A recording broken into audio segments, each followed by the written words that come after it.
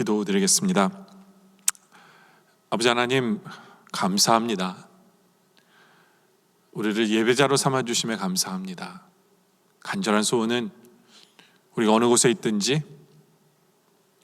주님을 만나 주님께서 베푸시는 그 은혜 속에 들어가길 소원합니다. 주님의 영광을 볼 수 있는 우리들 되길 원합니다. 그래서 주님 때문에 변화되길 원합니다. 예수님의 이름으로 기도드립니다. 아멘. 이 시간 온라인으로 주일 예배 드리시는 모든 성도님들 환영하며 우리 다 같이 기쁜 마음으로 찬양하기 원합니다. 예수로 나의 우주 삼고 성령과 피로써 거듭나니 이 세상에서 내 영혼이 하늘의 영광 누리도다. 온전히 주께 맡긴 내 영 사랑의 음성을 듣는 중에 천사들 왕래 하는 것과 하늘의 영광 보리로다. 이것이 너의 간증이요 이것이 나의 찬송이세. 나 사는 동안 끊임없이 우주를 찬송하리로다.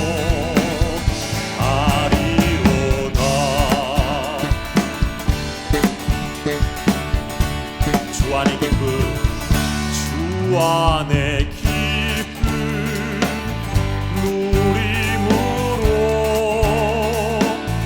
마음의 풍랑이 잔잔하니 세상과 나를 한 것 없고 구속한 주만 보이로다. 이것이 나의 간증이요 이것이 나의 간증이요 이것이 나의 찬송일세. 이것이 나의 찬송일세. 나 사는 동안 끊임없이 우주를 찬송하리로다. 이것이 나의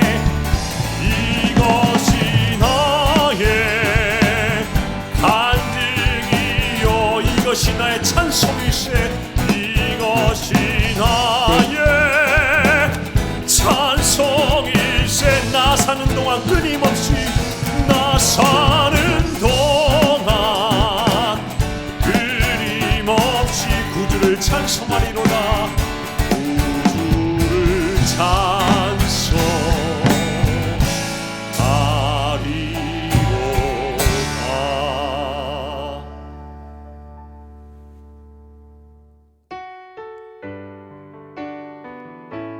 이 시간 다 같이 나 무엇과도 주님을 바꾸지 않으리 찬양하길 원합니다.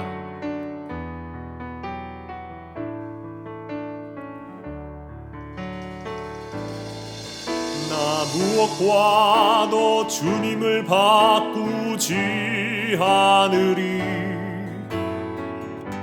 다른 어떤 은혜 구하지 않으리.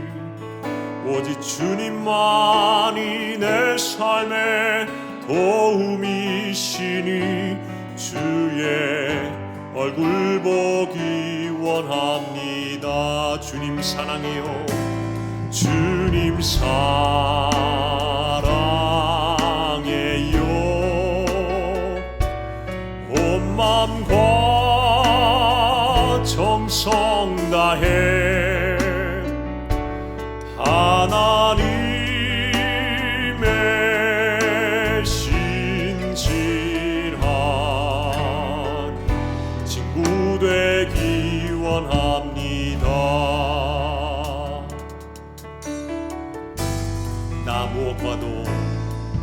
나 무엇과도 주님을 바꾸지 않으리. 다른 어떤 은혜 구하지 않으리. 오직 주님만이 내 삶의 도움이시니 주의 얼굴 보기 원합니다. 주님 사랑해요.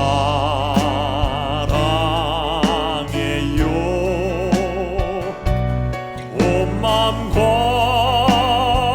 정성 다해 하나님의 신실한 친구 되기 원합니다. 주님 사랑이요. 주님 사랑해요.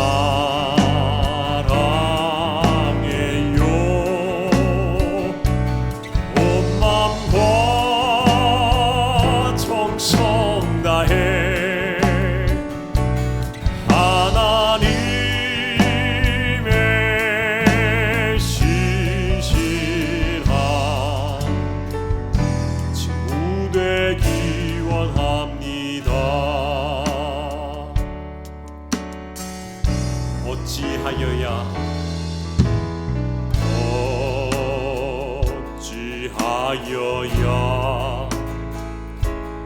깨끗이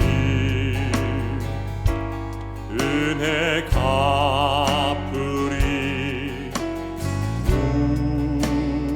무슨 말로써 그 사랑 참 감사하리요. 하늘에 천군 천사라도 나의 마음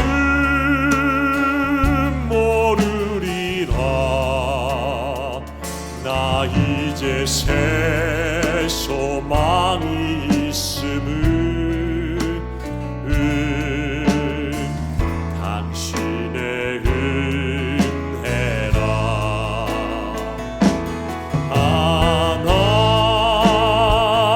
하나님께 영광, 하나님께 영광, 하나님께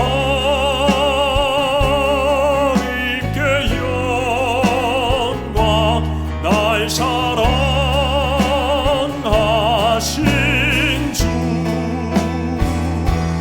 그 피로 날 구하사 죄서 건지셨네. 하나님께 영광. 날 사랑하신 주,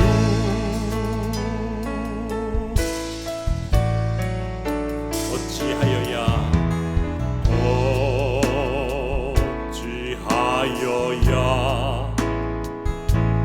깨끗이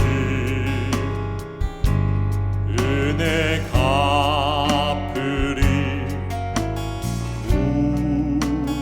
무슨 말로써 그 사랑 참 감사리요. 하늘에 천군 천사라도 나의 마음 모르리라. 나 이제 새 소망이 있음을 당신의 은혜라.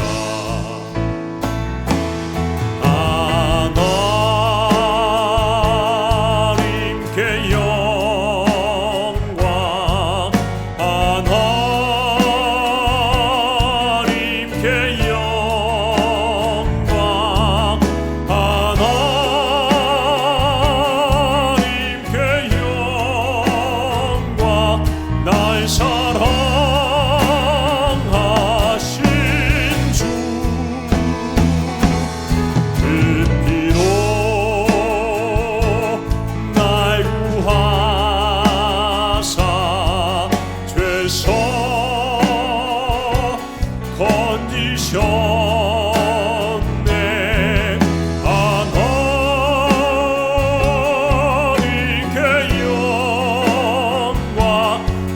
사랑하신 주 바치리라 바치리라 모두 나의 일생을 당신께 세상 영광 명예도 갈보리로 돌려보내리 그 피로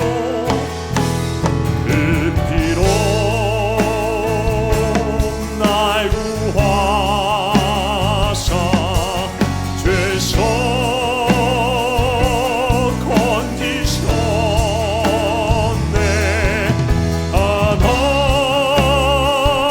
하나님께 영광 날 사랑하신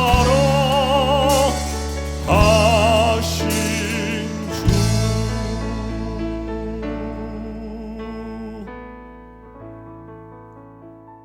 나는 전능하신 아버지 하나님 천지의 창조주를 믿습니다.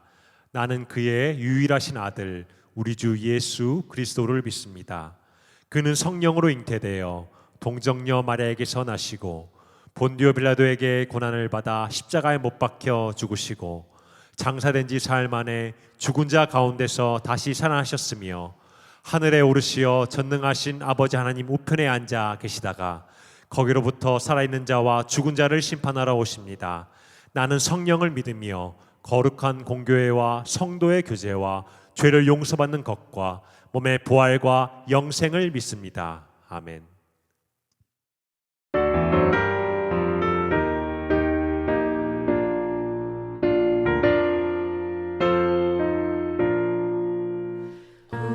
구세주를 아는 이들 찬송하고 찬송하세.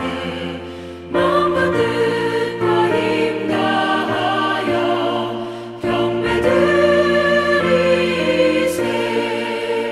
주를 알지 못한 이들 주가 친히 인도하사 그의 피로 구속하니 찬송 부르세.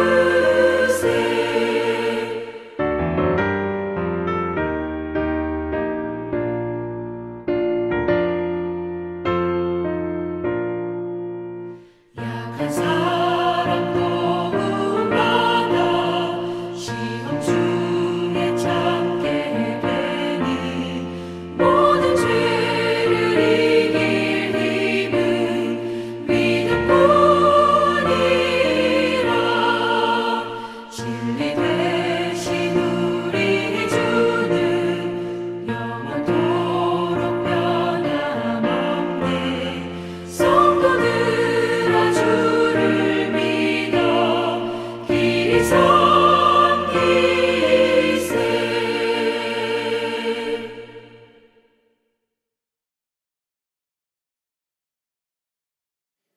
사랑의 하나님 아버지, 이 시간 드려지는 예배가 신령과 진정으로 드려지기를 간절히 소망합니다.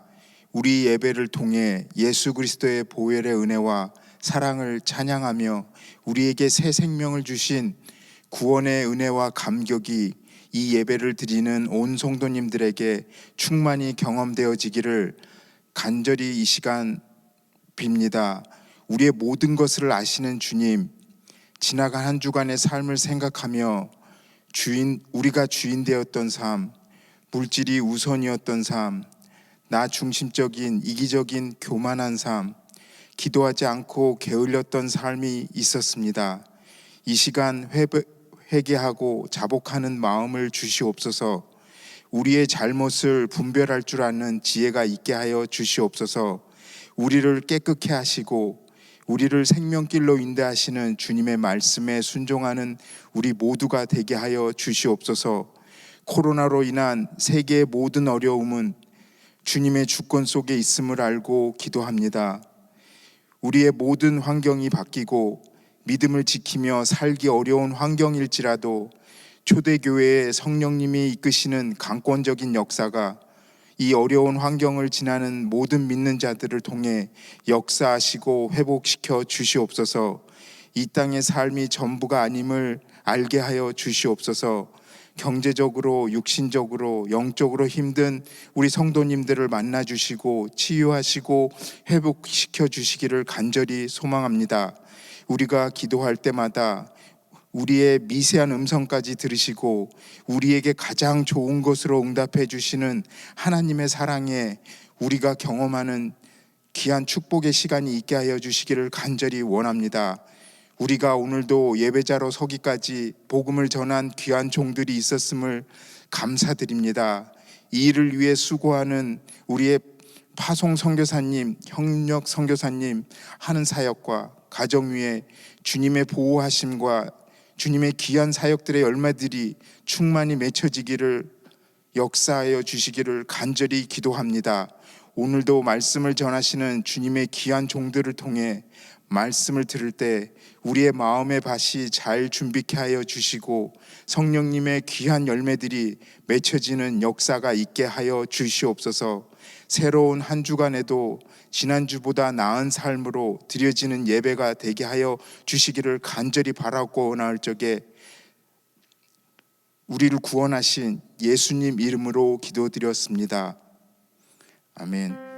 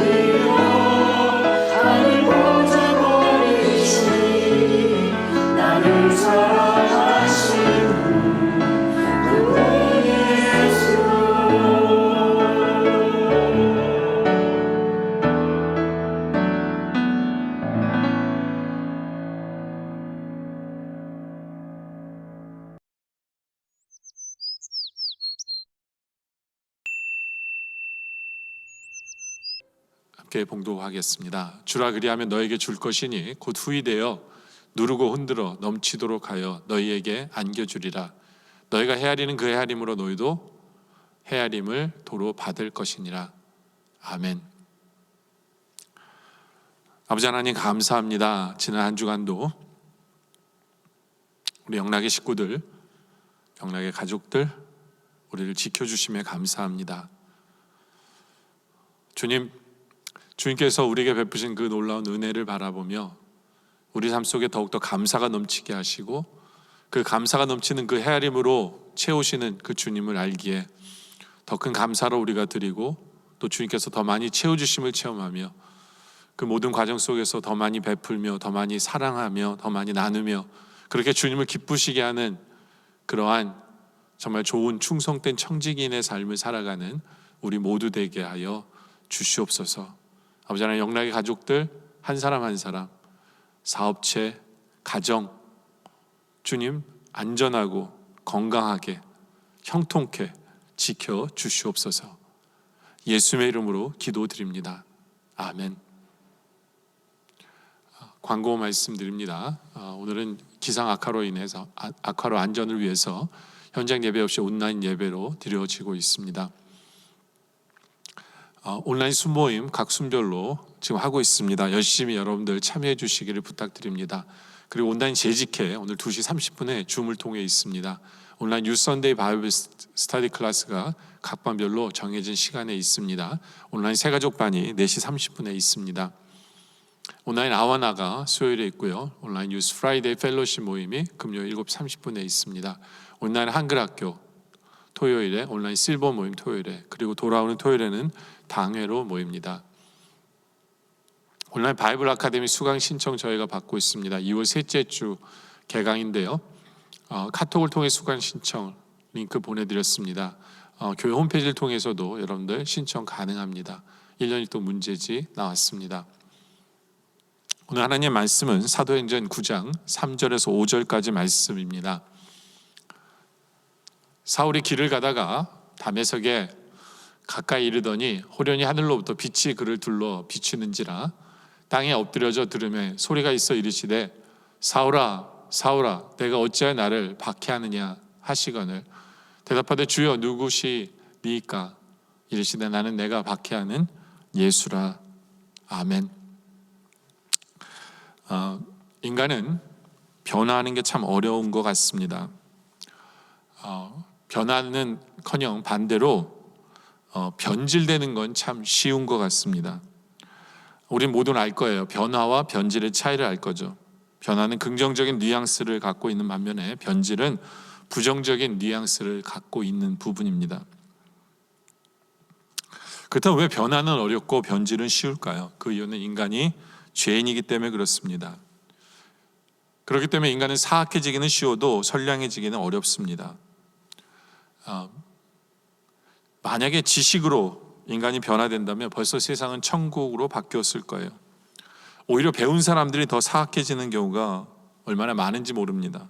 배운 사람이 오히려 큰 도둑이 되는 경우가 비일비재합니다. 법과 제도로도 인간이 변화되기는 어렵습니다. 인간이 얼마나 간교한지 법망을 요리조리 잘 피해가기도 하죠. 이런 이야기가 있잖아요. 어떤 사람이 배운 게 없어서 돈을 못 번다며 좀도둑 노릇 하다가 교도소에 갔어요.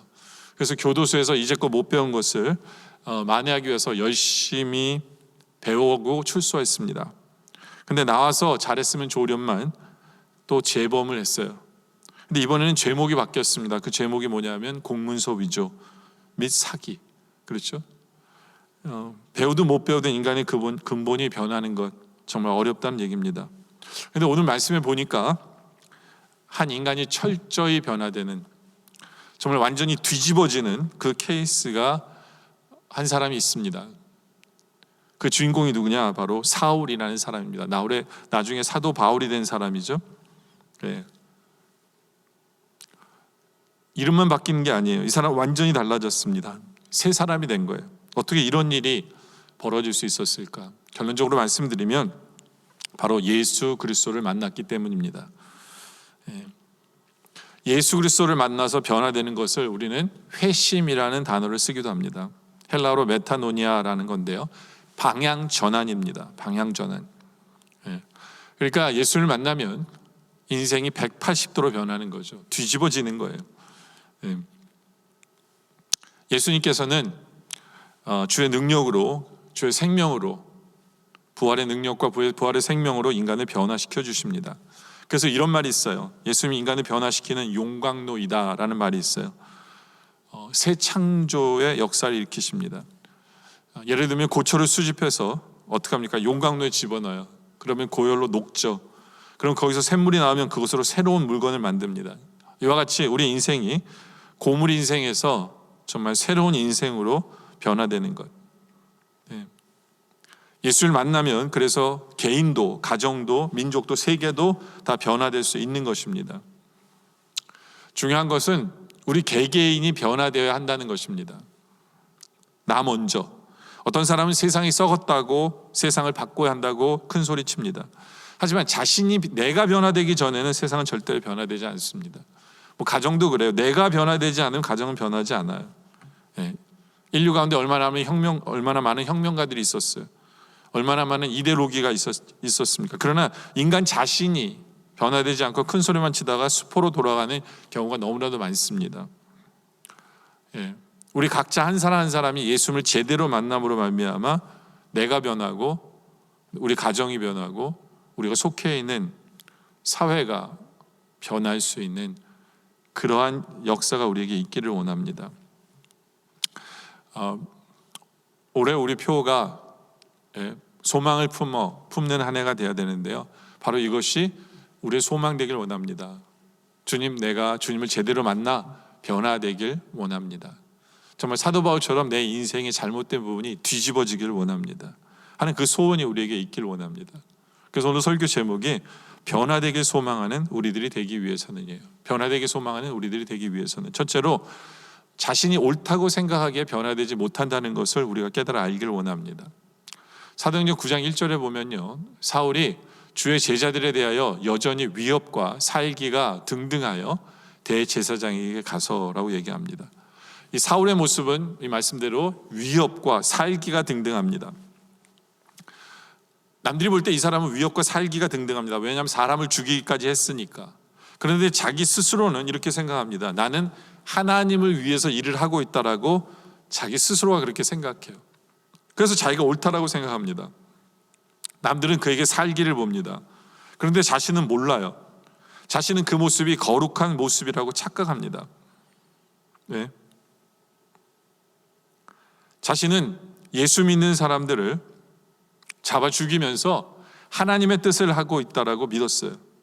네.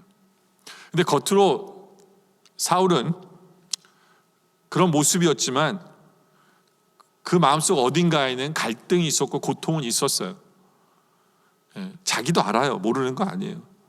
왜냐하면 사도행전 26장 14절에 보면 이런 말씀이 있어요. 우리가 다 땅에 엎드려지매 내가 소리를 들으니 히브리 말로 이르되 사울아 사울아 내가 어찌하여 나를 핍박하느냐라고 예수님이 말씀하시죠. 여기까지는 우리가 알죠. 근데 뒤에 말씀도 예수님이 하세요. 뭐라고 말씀하시냐면 가시체를 뒷발질하기가 내게 고생이니라 라고 말씀하세요. 가시체를 뒷발질하는 행동이 뭡니까? 보통 소나 말은 적을 공격할 때 뒷발질을 하죠. 그렇죠? 자신을 보호하려고 뒷발질을 해요. 근데 뒷발질을 어디다 하냐면 가시체에다가 뒷발질을 해요. 그럼 누구만 아파요? 나만 아픈 거예요. 그냥 가시가 내 발에 밝히니까. 그러니까 나만 아프게 하는 거잖아요. 그러니까 나를 괴롭게 하는 거거든요. 그러니까 왜 너를 더 사울아 너는 지금 이 행동을 통해서 왜 너를 더 괴롭게 하느냐라는 표현이거든요. 그러니까 사울도 예수 믿는 사람을 잡아 죽일 때 괴로움이 있었고 그 마음 어딘가에는 내가 뭔가를 잘못하는 게 아닌가라는 생각을 했어요. 그러나 자기의 고집, 자기의 생각이 옳다라고 어떻게든지 밀고 나가려고 하는 그런 모습이 있는 거예요. 자기의 신념, 양심의 소리보다 자기의 신념과 자기의 생각을 더 맞다라고 밀어붙이는 거죠. 이 사울은 스데반을 죽일 때 벌써 그 마음에 뭔가가 움틀거리는 것을 느낍니다. 스데반 집사님이 돌에 맞아 죽으면서까지도 얼굴에 광채가 나는 모습을 보았어요. 그리고 저들의 죄를 용서해달라고 하는 그 모습을 보면서 뭐가 옳은 것인가 라는 생각이 분명히 들었거든요. 그러면서도 고집을 피우는 거예요. 아니야 내가 옳아. 내가 무조건 옳아. 내가 올 거라. 그러면서 그냥 더 열심히 하는 거예요. 더 잘못된 길로 열심히 하는 거죠. 왜냐하면 내 양심의 소리가 치고 올라올까 봐. 예. 우리도 그럴 때가 있어요. 우리도. 예. 내가 옳다라는 것을 드러내기 위해서 더 열심히 합니다. 더 고집을 피우는 경우가 많아요. 예. 그래서 억지로 된 확신을 나타내기 위해서. 근데 실상은 자기를 파멸의 길로 더 몰아가는 건데, 여러분들, 우리는 그런 잘못된 열심을 내고 있는 부분은 없습니까? 정말 우리가 하는 일이, 내가 열심히 하는 일이 하나님이 기뻐하시는 일이고 하나님이 원하시는 일이고 무엇보다 하나님의 뜻 맞습니까? 예? 인간은요, 참 안타까운 게 뭐냐면 자기가 그냥 잘못하고 있는데 내가 옳다라고 착각하며 살아요. 한 어머니가 아들과 딸이 있었어요. 둘 다 혼인해서 미국에서 살고 있었어요. 오랜만에 아들을 딸을 보기 위해서 미국으로 가게 됩니다. 우선 LA에 있는 딸네 집에 갔어요. 딸과 사이가 어머니를 반겨줍니다. 그리고 밤늦게까지 밀린 얘기를 나누었는데 다음날 아침 어머니는 깜짝 놀랐어요. 왜냐하면 딸은 자고 있는데 사위가 일찍 일어나서 혼자 아침 식사를 해먹고 샌드위치 도시락을 싸가지고 출근을 하는 거예요. 그러니까 그걸 보면서 자기 딸을 아껴주는 사위가 너무 대견스럽게 아름답게 보인 거예요. 예. 그리고 그 다음에는 이제 샌프란시스코에 있는 아들네 집에 갔어요. 근데 역시 아들과 며느리가 반겨줬습니다. 다음날 아침 어머니는 다시 한번 놀라게 됐어요. 왜냐하면 며느리는 꼴도 안 보이고 금이야 오기야 받아 이렇게 키운, 예, 그리고 유학까지 시킨 아들이 궁상맞게 제 손으로 아침을 지어 먹고 샌드위치 도시락을 싸들고 출근하는 모습을 본 거예요. 그런 아들이 한없이 치근하고, 그렇죠? 그리고 한편 며느리가 몹시 괘씸하게 느낀 거예요. 이 두 남자의 동일한 행동을 보고 어머니의 반응은 전혀 달랐다는 거죠. 두 사람의 행동을 보는 잣대가 크게 다른 거예요. 여러분들, 우리는 이렇게요, 똑같은 행동을 보면서도 서로 다른 잣대를 가지고, 예, 판단하는 경우가 있다는 거예요. 이런 예는 얼마든지 있어요. 여러분들, 내가 차에 타고 있을 때 횡단보도를 천천히 걷는 사람 우리는 욕을 해요. 예. 그런데 내가 횡단보도를 건널 때는 빵빵대는 운전사를 욕을 합니다. 그렇죠? 남이 천천히 운전하면 그건 소심 운전이고 내가 천천히 몰면 안전 운전이에요. 예. 며느리는 남편에게 쥐어 살아야 하고 딸은 남편을 휘어잡고 살아야 돼요. 남의 자식이 어른에게 대드는 것은 버릇없는 거고 내 자식이 어른에게 대드는 것은 자기 주장이 뚜렷하다고 얘기하죠. 남이 민소매를 입으면 그래 다 벗어라, 벗고 다녀라, 어떻게 저러고 다니냐 하지만 내가 민소매 입으면 참 시원하지, 어때 시원하게 보이지, 이렇게 얘기합니다. 남이 술자리에 자주 가는 것은 인생을 낭비하는 것이고 내가 술자리에 자주 가는 것은 인생을 즐기는 것이라고 얘기해요.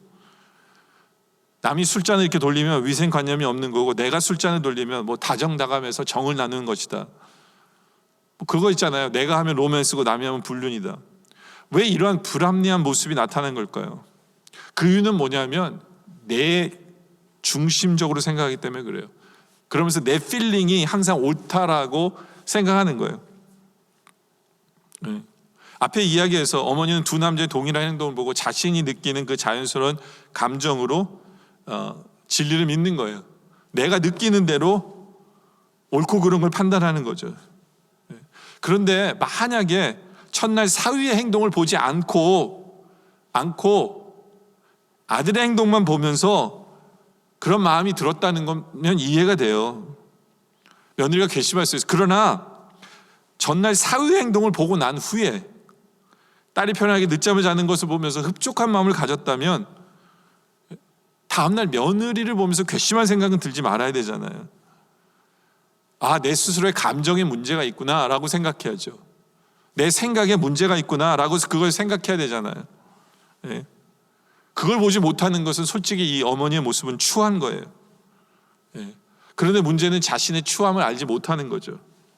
그런데 우리가 이걸 또 생각해야 돼요. 이 모순된 어머니의 모습을 보면서 만약에 믿는 며느리가 아, 우리 어머니는 추하다고만 생각한다면 그것도 문제예요. 그것도 자기 생각 속에 젖어 있는 거예요. 그렇죠? 네.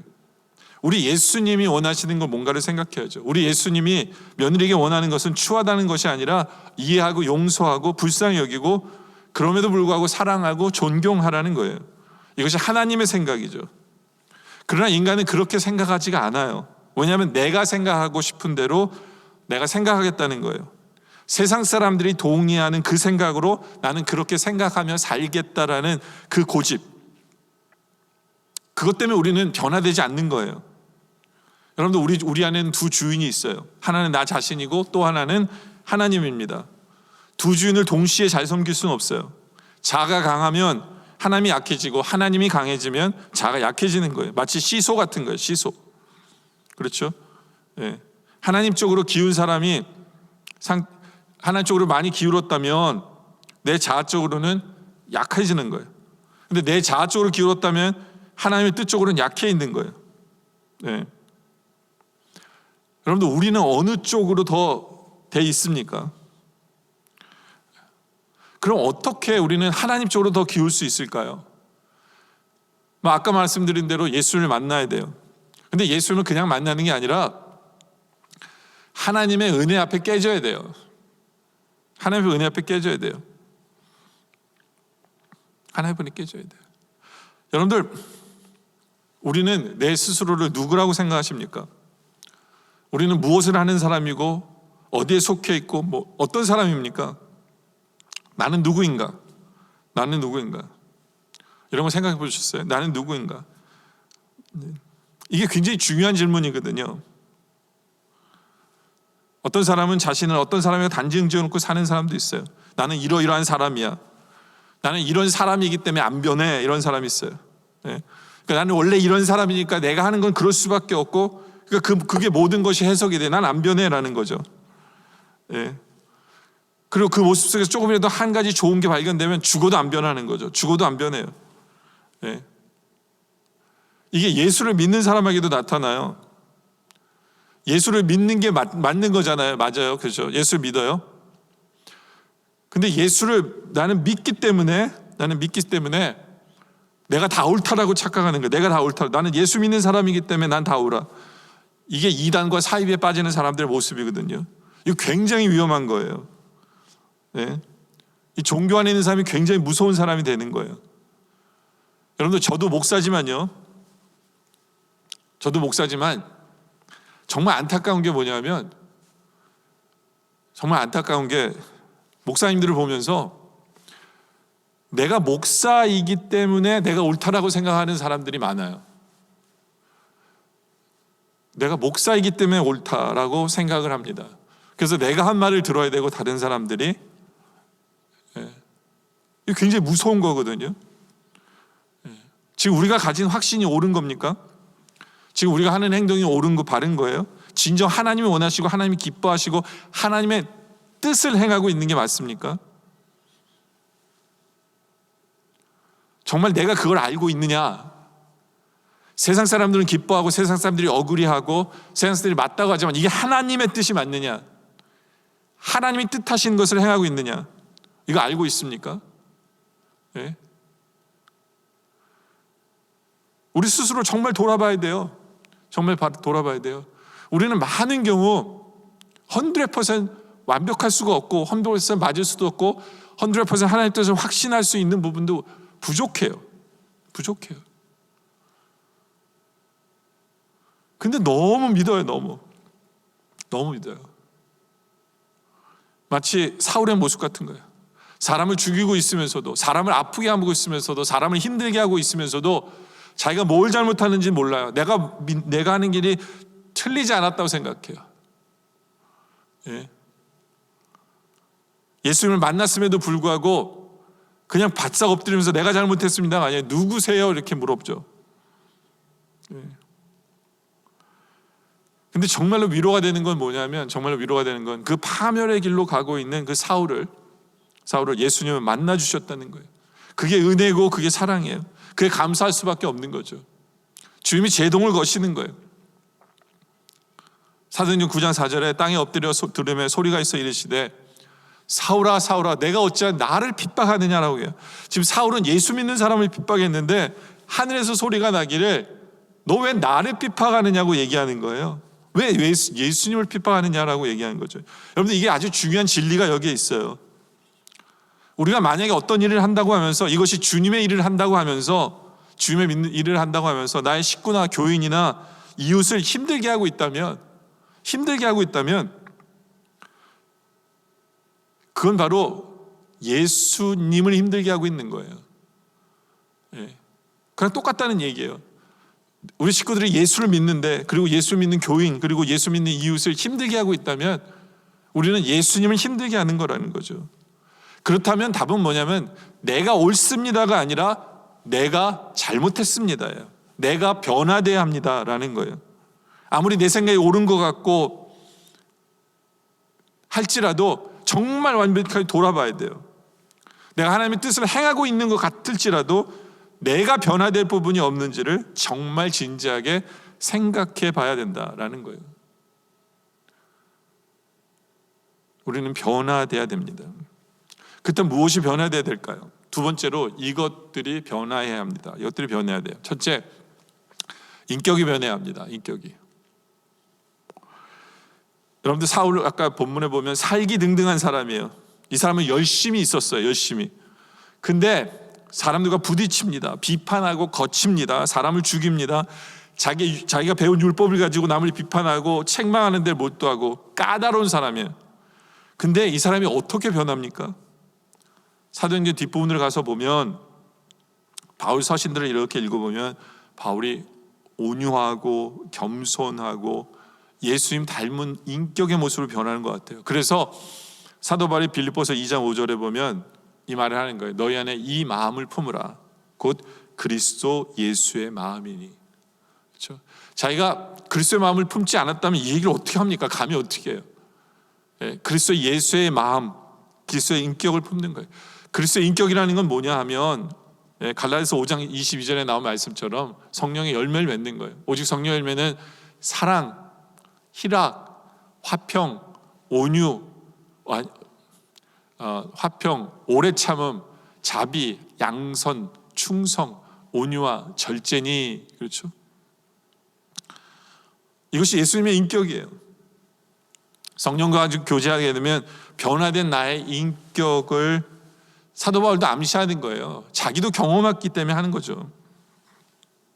네. 여러분들 이렇게 우리가 변화되길 원합니다. 우리의 인격이 변화되길 원해요. 네. 그래서 사도 바울이 데살로니가서 2장 7절에도 이런 얘기를 하잖아요. 우리는 그리스도의 사도로서 마땅히 권위를 주장할 수 있으나, 예전 같았으면 자기 뜻을 주장했을 거예요. 그러나 도리어 너희 가운데 유순한 자가 되어, 그렇죠? 유순한 자가 되어 유모가 자기 자녀를 기름과 같이 하였으니. 그렇죠? 땡깡을 피워도 그럴 수 있지. 정말 유순하게 젠틀맨이 되는 거예요.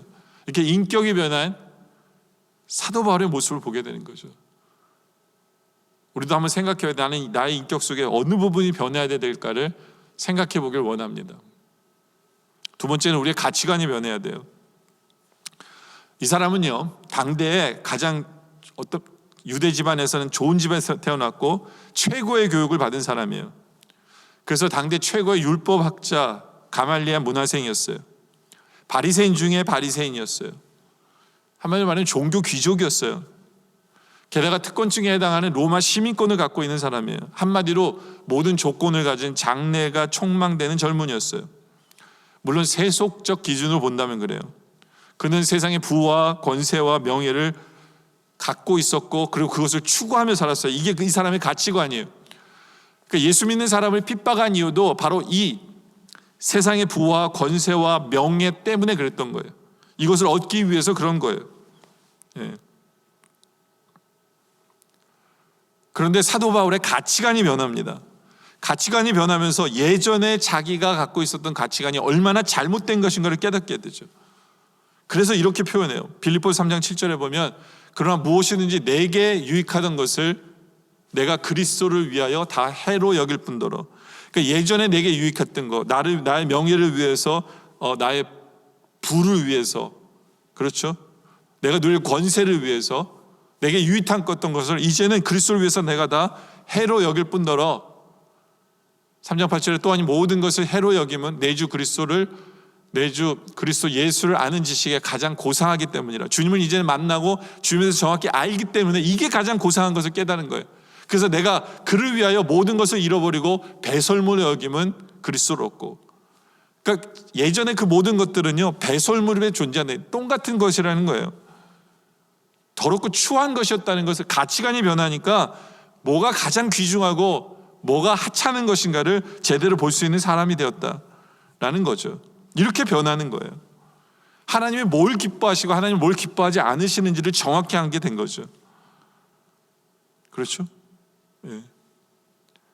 그 러시아의 문호 톨스토이는 50세에 회심을 체험합니다. 어려서부터 신자였지만 형식적인 신앙에 머물러 있었어요. 근데 그러다 비로소 50세에 예수를 만납니다. 그리고 55세 때 그는 이렇게 고백합니다. 나는 5년 전에 비로소 예수를 믿게 됐다. 그래서 전에 원하던 것은 지금은 원치 않고, 그리고 전에 원치 않던 것은 지금 원하게 되었다. 이것이 바로 가치관의 변화를 얘기하는 거예요. 예.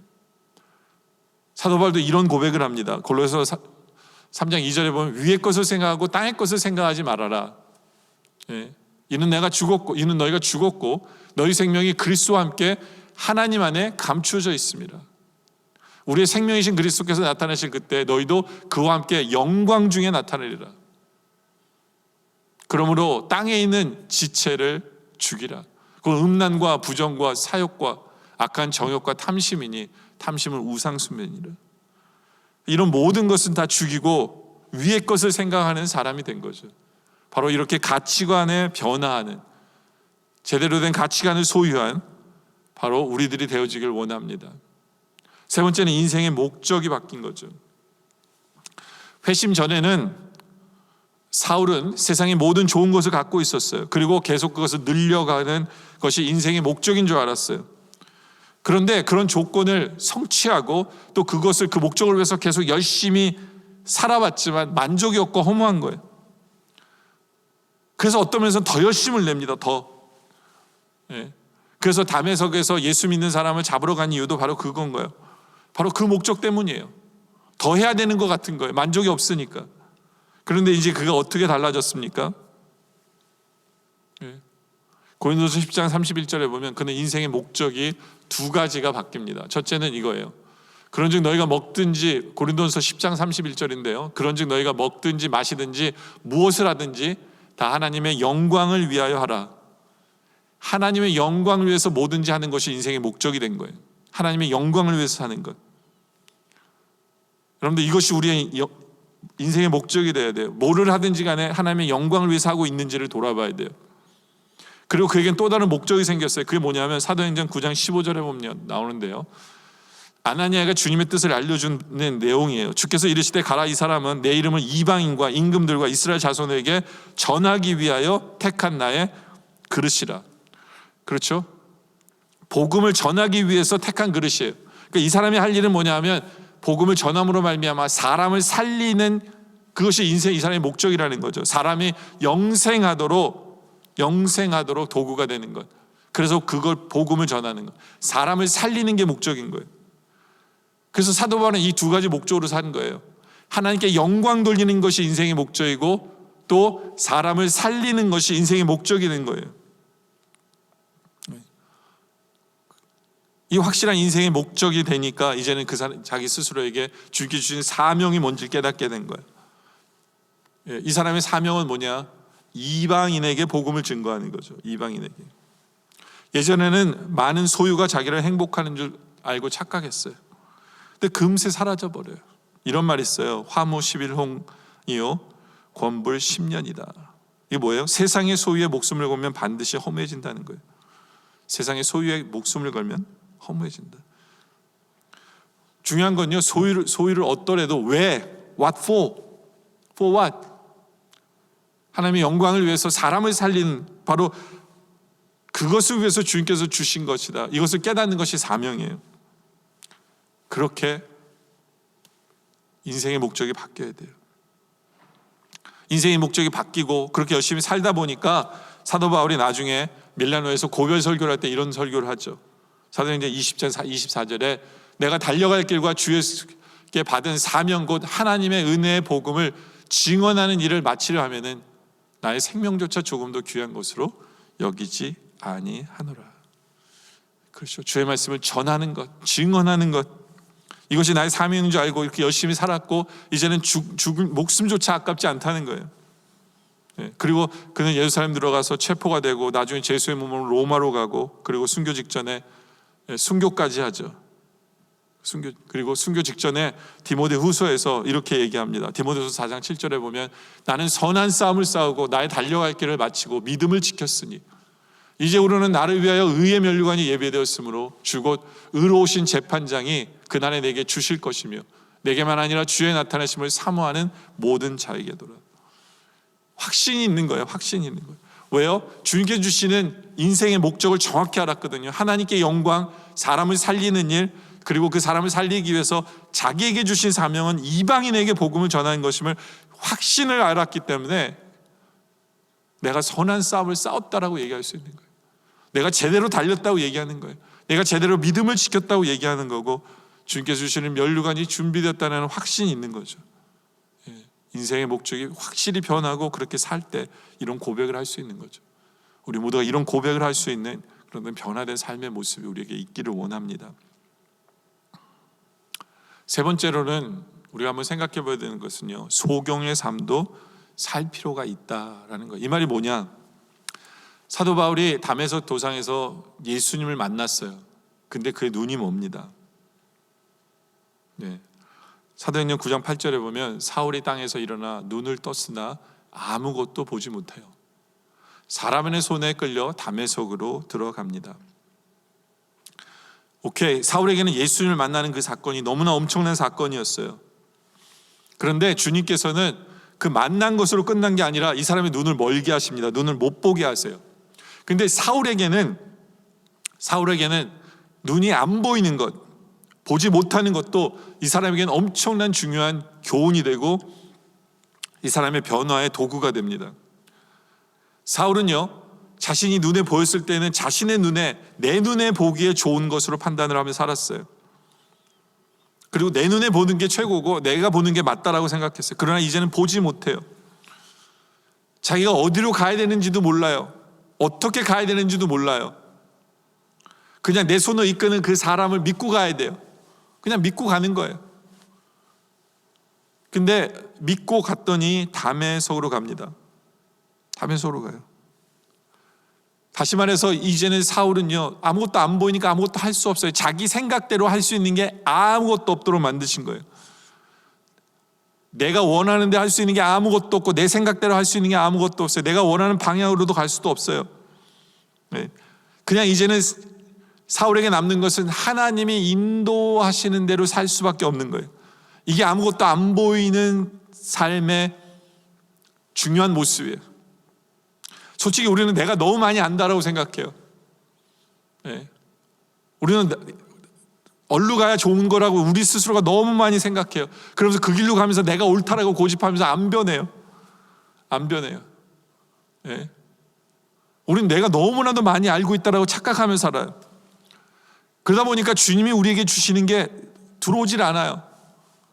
근데 소경이 되다 보니까 이제는 전적으로 하나님의 인도하심에 나를 맡길 수밖에 없는 거예요. 그리고 이 사울이 전적으로 하나님의 인도하심에 맡겨놨더니 하나님이 아나니아라는 사람을 준비해 놓으신 거예요. 사울에게 가장 필요한 아나니아라는 사람을 준비해 놓으셨어요. 그래서 사도행전 9장 17절에 아나니아가 떠나 그 집에 들어가서, 사울이 있는 집에 들어가서 그에게 안수하여 이르되 형제 사울아, 주곧 내가 오는 길에서 나타나셨던 예수께서 나를 보내어 너로 다시 보게 하시고 성령으로 충만하게 하신다 하니 즉시 사울의 눈에서 비늘 같은 것이 벗겨져 다시 보게 된지라. 그렇죠? 하나님을 믿고 기다리고 했더니 하나님이 사울에게 가장 필요한 사람을 만나게 하시고 그의 눈도 치료해 주세요. 여러분들 어쩔 때는 우리 앞에 아무것도 보이지 않지만 그때가 더 우리가 필요한 시간이에요. 온전히 모든 것을 주님 앞에 맡기고 주님의 뜻만을 따르기로 하고 기다리는 것. 그러면서 나를 위해서 우리 주님께서 주신 그 길이 얼마나 복된 길인가를 준비해 놓으셨다라는 그 믿음을 가지고 기다리는 것. 정말 내가 보이기 때문에 내가 막 원해서 열심히 살았던 그것이 내가 옳다라고 믿고 살았던 것이 얼마나 허무했고 모순되었는가를 깨닫는 시간도 우리에게 필요하다는 거예요. 여러분들, 우리는요, 내 바로 앞에 있는 삶도 우리는 실제로 볼 수 없어요. 어떻게 될지 몰라요. 우리는 이것을 인정해야 돼요. 우리는 볼 수 없음을 인정하고, 그러나 우리에게는 나를 가장 좋은 길로 인도해 주실, 모든 것이 합력하여 선을 이루실 바로 하나님이 나와 함께 하시다는 걸 믿고 주님의 뜻으로, 주님이 원하는 길로, 주님이 원하시는 뜻을 바라보면서 살기를 소원하는 소원이 있어야 돼요. 그럴 때 우리는 변화할 수 있어요. 욥이 그런 고백하잖아요. 23절 10절에 그러나 내가 가는 길은 그가 아시나니 난 몰라요. 주님이 아세요. 고난의 길일 수도 있어요. 그렇지만 그 고난의 길도 그가 나를 단련하신 후에는 내가 숭금같이 되어 나오리라. 이거 주님이 하시는 일이에요. 주님의 길을 걷기를 소원하고 주님께 맡기고 그런 삶을 살 때 우리는 변화할 수 있다라는 거죠. 그러나 네 번째로 우리가 기억해야 되는 것은 열정의 삶을 살아야 합니다. 여러분들, 제가 앞부분에 이렇게 한 얘기를 들어보면 어떻게 보면 열정적으로 살지 못하게 돼요. 앞부분을 이렇게 하다 보면. 뭐냐, 보세요. 내가 옳은 게 아니라 내가 틀릴 수 있다는 얘기거든요. 아직도 내가 변화될 게 너무 많거든요. 내 앞에 아무것도 안 보이거든요. 그러다 보니까 열정을 잃어버릴 수가 있어요. 왜냐하면 열정이라는 건 막 일해야 되는데 잘못된 길로 갈 수 있는 난데 그럼 어떻게 열정을 갖느냐. 그러니까 우리는 열정을 잃어버릴 수도 있다는 걸 생각해 봐야 돼요. 근데요, 열정을 잃어버리면 안 되는 거죠. 그렇죠? 여러분들, 우리는 왜 열정을 잃어버릴 거라고 착각을 하게 되냐면 우리는 너무나도 나를 위해서 내 생각을 위해서 열정적으로만 살 수 있다라고 우리는 생각하기 때문에 그래요. 그건 하지 말고도 열정적으로 살 수 있어야 돼요. 하나님의 뜻 앞에서 열정을 보일 수 있어야 돼요. 하나님의 뜻, 주님이 원하시는 길 앞에서 우리는 열정을 보일 수 있어야 된다는 거예요. 그렇잖아요. 아까 사도 사울이 인생의 목적이 두 가지가 딱 생겼잖아요. 그게 뭐예요? 하나님께 영광이요, 사람을 살리는 이 두 가지 일 앞에는, 그것이 우리의 인생의 목표가 딱 박히면 이제는 그 길로 열정을 보일 수 있는 우리들이 돼야 된다는 거예요.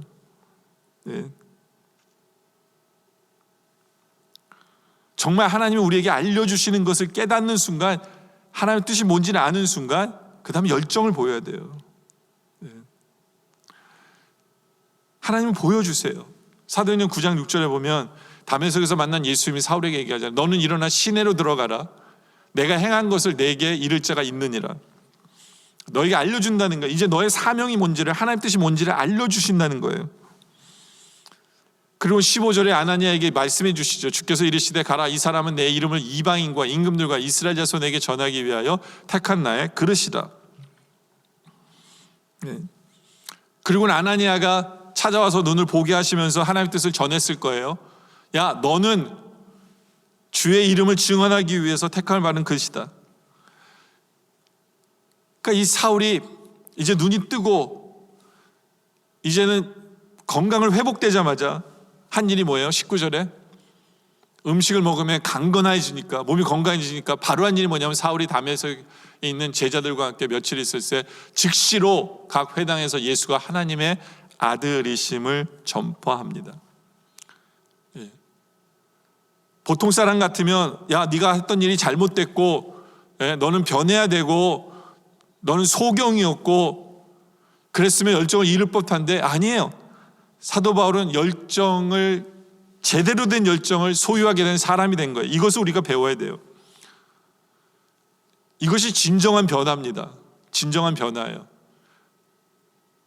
이것도 안 되고 저것도 안 되고 저것도 안 돼서 난 가만히 있고 난 아무것도 못해. 이건 변화된 게 아니에요. 그럼 옛날의 모습으로 돌아갈 수 있어요? 아니에요. 진정한 변화는 하나님이 나에게 원하신 것이 뭔지를 깨달아 이제는 그 일을 위해서 열정을 가지고 사는 것이 제대로 된 변화된 삶이다 라는 거예요. 여러분들 열정이 없는 사람은 한가해져요. 열정이 없는 사람은 할 일이 없어요. 열정이 없는 사람은 결국엔 다시 죄로 돌아가요. 죄로 돌아가요. 하나님의 영광을 위하고 사람을 살리는 바로 그 일 앞에서 우리는 열정을 회복하길 원합니다. 열정을 회복하길 원해요. 네. 그 몰랑 퀴블러라는 말합니다. 길은 많다. 그러나 그 많은 길을 다 보기에는 생이 너무 짧다. 여러분들 우리는 모든 것을 하라고 부르신 건 아니에요. 우리에게는 다 할 수 있는 능력도 시간도 없어요. 하나님이 나에게 하길 원하시는 것을 우리가 깨달아서 하길 원합니다. 그리고 그것은 분명히 하나님의 영광을 위한 것이고 그것은 사람을 살리는 일과 연관된 거예요. 그것을 깨달아 알아서 이제는 열정을 회복할 수 있는 그렇게 변화되는 우리들이 되어지기를 원합니다. 그래서 말씀의 결론을 내리죠. 또 영화를 하나 보게 됐는데 포세이돈 어드벤처라는 영화를 봤는데요. 또 하필이면 이 영화에서도 보면 배가 뒤집히는 영화예요. 아주 큰 배인데 배가 뒤집혔어요. 여러분들 이 안에 있는 사람들이 어떻게 하면 살 수 있을까요? 배가 뒤집히니까 배 밑창이 위로 올라왔잖아요. 근데 사람들이 이제 디베이트를 하는 거예요. 어떤 사람은 배의 옛날에 윗부분에 가야 된다. 왜냐하면 거기에 이제 그 선장도 거기에 있고 배에 대해서 아는 사람들이 많으니까 그 사람들을 찾아가지고 나가는 길을 찾아야 된다라고 얘기합니다. 근데 거기에 있는 다른 목사는 그런 얘기를 해요. 아니다, 우리는 배 밑으로 가야 된다. 배가 뒤집혔으니까 이제는 배 밑에 부분이 물 위에 있다. 우리는 그러니까 배 밑으로 가야 된다라고 얘기를 합니다. 근데 아무도 말을 안 들어요. 근데 말을 듣는 사람이 이제 어린애들만 그 말을 듣고 이 사람을 쫓아가는 거예요. 근데 결국에는 누가 살았냐면 뒤집힌 배에서 배 밑에 있던 밑에로 간 사람이 살아요. 근데 물론 자기들 힘으로 사는 게 아니에요. 자기들 힘으로 사는 게 아니에요. 밑바닥에 가가지고 소리를 내요. 그 소리를 듣고 사람들이 와서 상수용접기로 뚫어줘서 살게 되는 거죠. 네. 그 뒤집힌 배의 생명의 구원은 내 안에 있는 것이 아니라 밖에 있는 거예요. 네. 여러분들 우리는요 뒤집어진 인생을 사는 사람들이에요. 세상 사람들과 생각이 달라야 됩니다. 철저히 주님만 의지해야 돼요. 주님의 뜻에만 포커스를 두고 살아야 돼요. 그것만이 우리의 살 길이에요. 그것만이 제대로 살 수 있는 거예요. 내 뜻이 아니라 하나님 뜻 앞에서 우리가 뒤집히길 원합니다. 나의 인격, 나의 가치관, 나의 인생 목적이 제대로 변화되기를 원합니다. 나를 가장 좋은 길로 인도하신 그 주님을 믿고 주님이 나를 붙들고 인도하시는 그 길로 나아가길 원합니다. 그리고 주님께서 보여주신 그 하나님께 영광이고 사람을 살리는 그 길을 우리에게 보여주셨을 때 우리가 정말 열정적으로 삶을 살아감으로 말미암아 주님이 기뻐하시는 주님의 뜻을 이루는 그런 제대로 된 변화된 삶을 살아가는 우리 모두가 되어서 우리의 변화를 통해 우리의 가정이 변하고 우리가 있는 공동체가 변해 하나님을 기쁘시게 하는 바로 그런 변화가 일어나는 우리 모두가 되어지시기를 주님의 이름으로 축원합니다. 기도드리겠습니다. 아버지 하나님, 변화되기를 소망합니다. 정말 뒤집히기를 소망합니다. 180도 변화되기를 원합니다. 그러기 위해서 내가 옳다라고 믿는 것을 다시 한 번 더 주님의 뜻에 비추어서 바라보게 하여 주시옵소서. 고집 피우지 않게 하여 주시옵소서. 잘못된 길 앞에서 내가 옳다는 고집을 위해 더 열심히 하지 않게 하여 주시옵소서. 더 많이 부딪히지 않게 하여 주시옵소서. 정말 내가 가는 길 앞에 나 때문에 누가 상처를 받고 힘들어한다면 다시 한 번 더 돌아보게 하여 주시옵소서. 그리하여 이제 변화되게 하여 주시옵소서. 예수님 닮은 모습으로 변화되게 하여 주시옵소서. 예수님 닮은 인격을 소유하게 하시고 우리 인생에 주님 원하시는 가치관을 갖게 하시며 하나님께 영광이요 사람을 살리는 인생의 목표가 바뀌는 변화되는 우리들 되게 하여 주시옵소서. 또 그러기 위해서 내 눈에 보이는 좋은 길로 가는 것이 아니라 정말 내 앞에 안 보이는 것을 인정하고 하나님이 인도하시는 길이 가장 좋은 길임을 믿고 하나님이 인도하시는 그 길로 하나님의 손을 붙잡고 나아갈 수 있는 우리들 되게 하여 주시옵소서. 아버지 하나님, 사랑의 하나님 아버지, 그러나 이 모든 것 뒤에 하나님께서 우리에게 보여주시는 주의 뜻 앞에서 열정을 가지고 주님이 원하시는 그 길로 제대로 열정적으로 나아가는, 제대로 뒤집히고 제대로 변화된 삶을 보이는 우리 모두가 되게 하여 주시옵소서. 오늘 말씀에 감사드립니다. 예수님의 이름으로 기도드립니다. 아멘.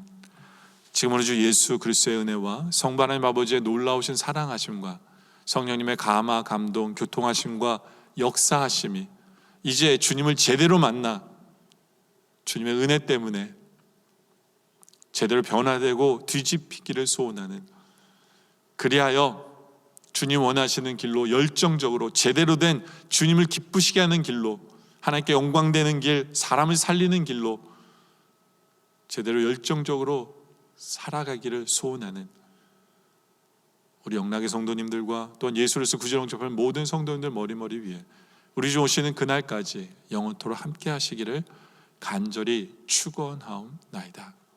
아멘.